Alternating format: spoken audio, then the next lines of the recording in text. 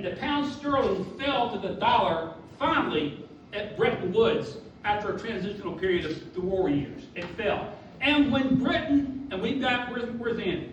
Andy, you know this. When the British pound sterling fell, Britain fell from a former position of global dominance to here. And the United States dollar is now under assault. Already we're seeing these 5 nations, BRICS, Brazil, Russia, India, China, South Africa, and not just these, but others as well, planning to replace the dollar. And if we don't get this spending under control and reduce the national debt, nothing else will matter. When President Trump sent those B-2s over to bomb the living you-know-what out of Iraq's nuclear program, the only reason we were able to do that is because we are an economic superpower. We lose the dollar, we will no longer be an economic superpower. So one of the things I'm going to do in the United States Senate is I'm going to pass and I'm going to propose and argue for what I call a Deep State Reduction Act. What will that do? Number one, all non-military personnel, 2/3 of all non-military personnel moved out of the government, retired, eliminated over a 10-year period. 2, every agency that cannot be constitutionally authorized at the federal level must be ended and done away with. Education. Yes, ma'am. And let me just say this. Where is our Republican Congress?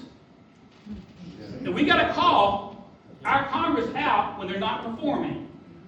The president is using his powers, and what we've seen with Biden and Trump juxtaposed beside each other on historical timeline, we see what evil incompetence can do in the White House, and we see what greatness can do in the White House. It's been the most remarkable first 200 days in my lifetime, and I believe in American history.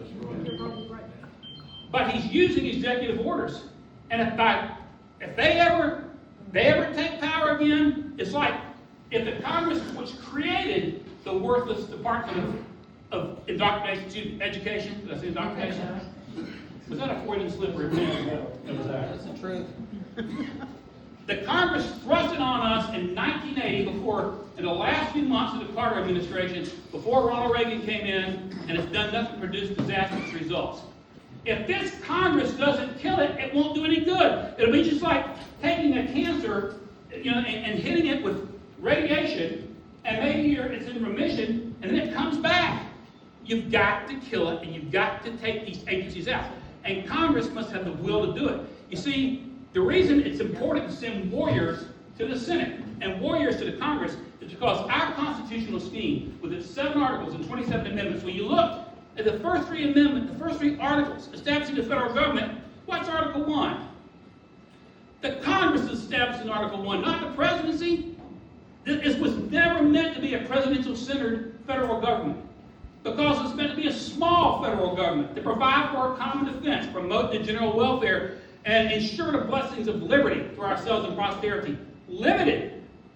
Congress has got to get its act together and stop deferring to whatever the current administration in power says. Congress has created the crisis that we are in. And it's done it by allowing the explosion of the deep state. And if one thing DOGE has shown us is this: with all the wasteful crap we've seen that Elon and company exposed, is that the deep state of the federal government, the administrative state, is a criminal enterprise. Yes.